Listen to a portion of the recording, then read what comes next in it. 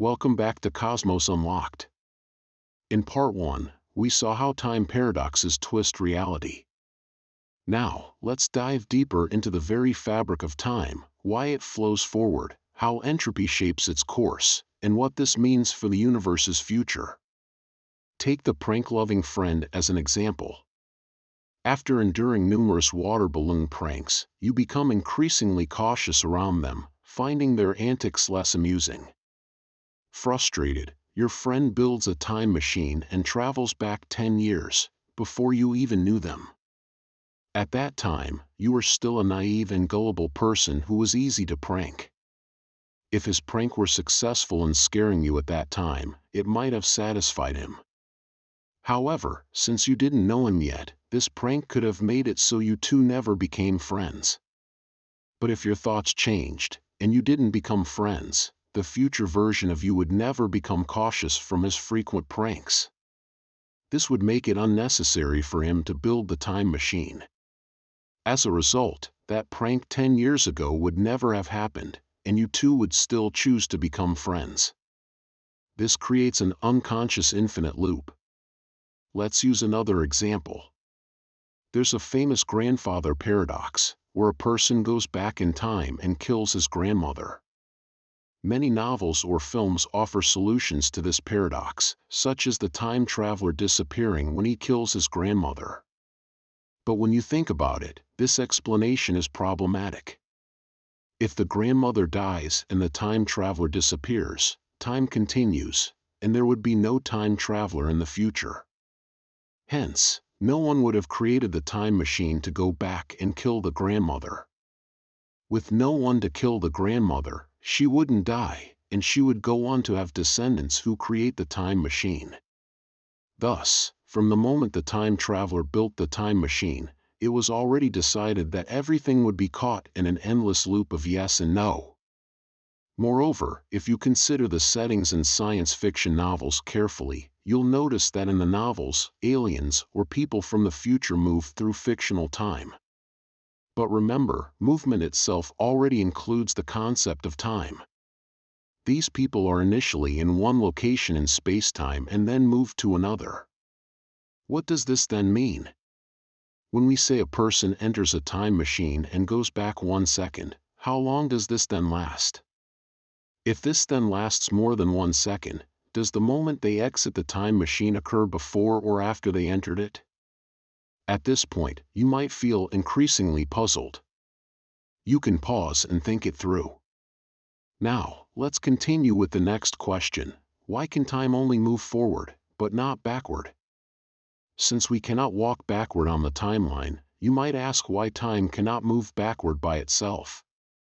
The concept of time flowing backward sounds strange. An oven can't turn cooked food back into raw ingredients. Drinks in summer never spontaneously turn back into ice cubes. You've become accustomed to everything developing in the usual order, and if things developed in reverse, you would wonder if you were hallucinating. Similarly, you can remember things that happened, but not things that will happen.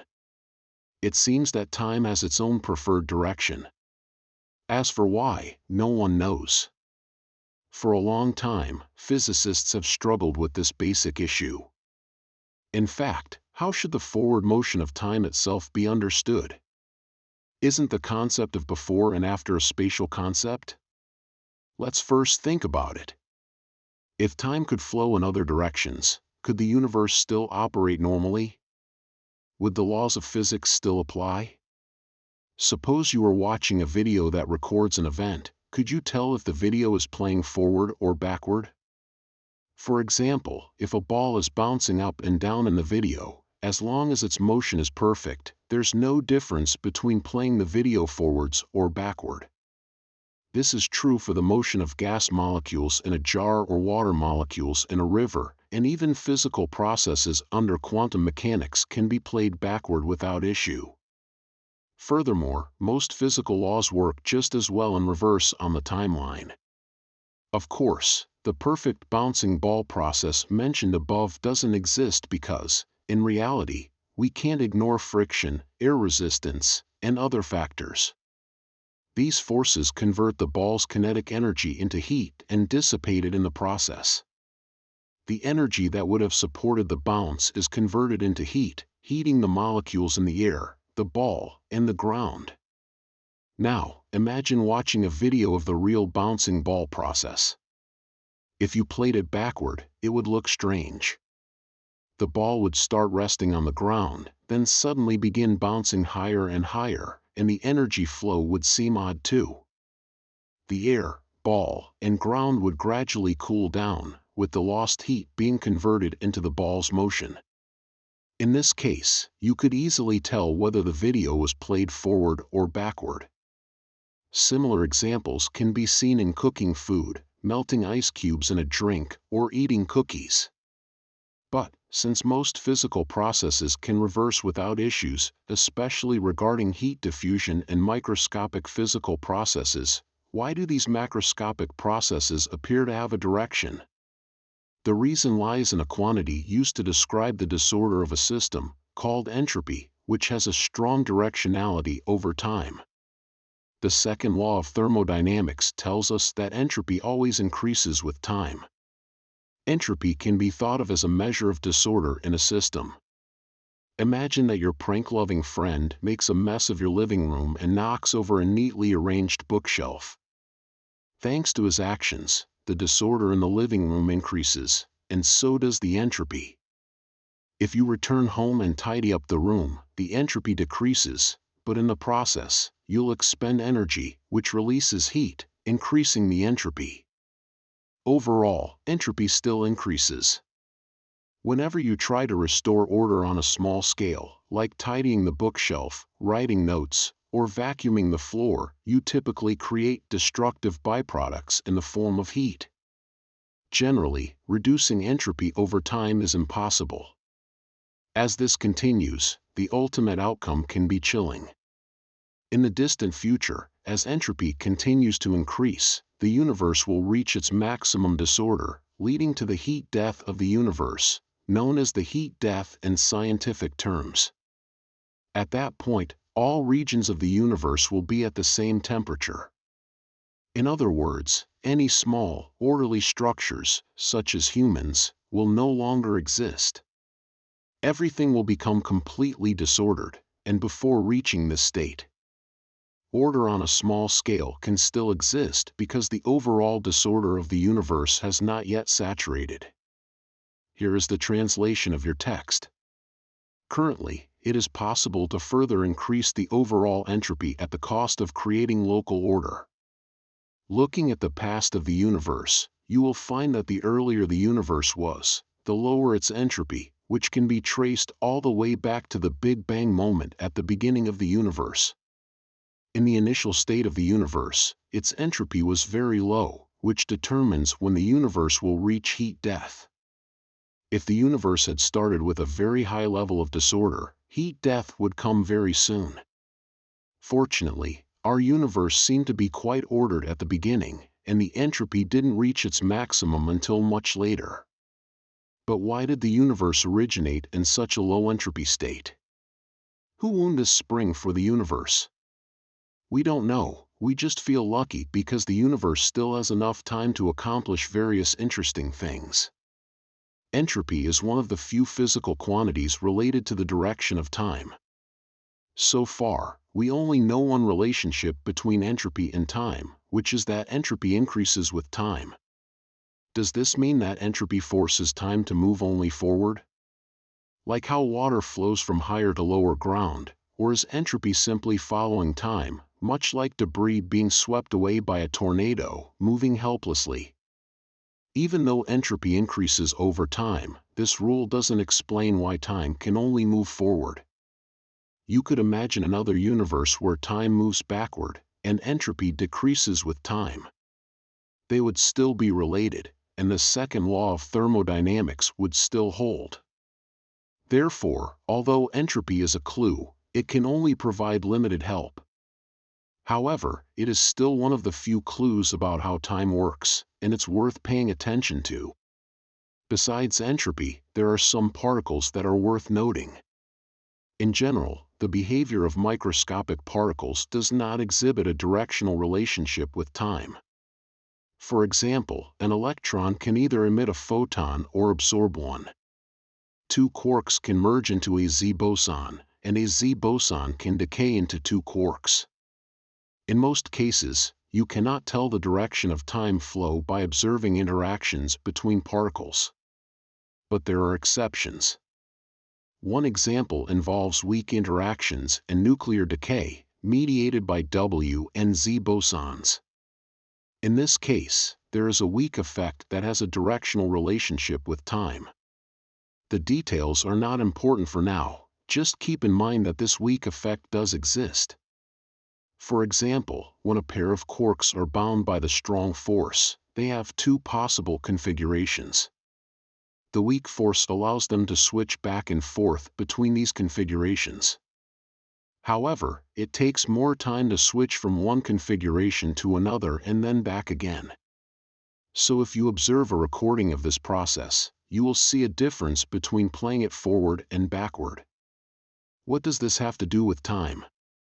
We don't fully understand the details, but this seems to be a useful clue.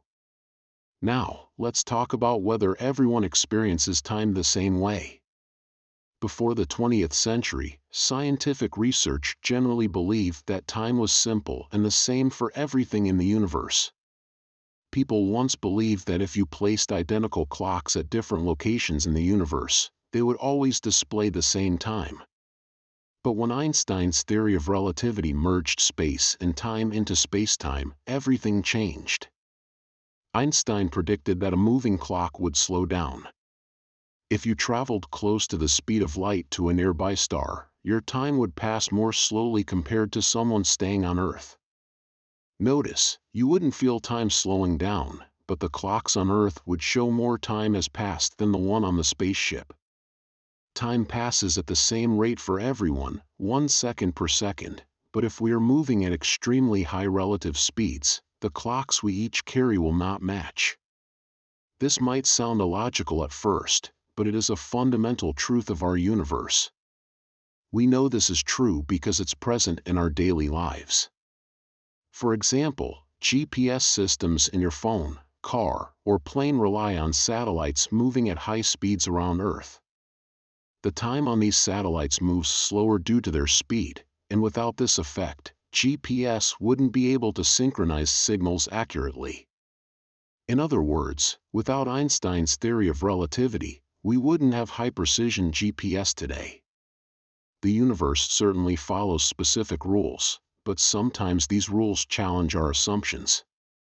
One of the most puzzling aspects of time is the speed limit of the universe, light speed, or 300,000 kilometers per second. According to Einstein's theory, nothing, neither text messages nor fast food delivery, can move faster than light. Exceeding light speed would produce strange consequences and challenge our understanding of time. Let's clarify one concept: this speed limit applies universally, no matter who is measuring it or from which angle.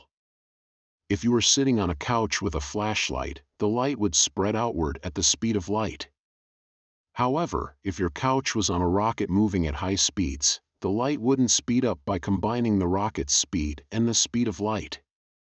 The light would still move at the speed of light, regardless of whether you're on the rocket or on Earth.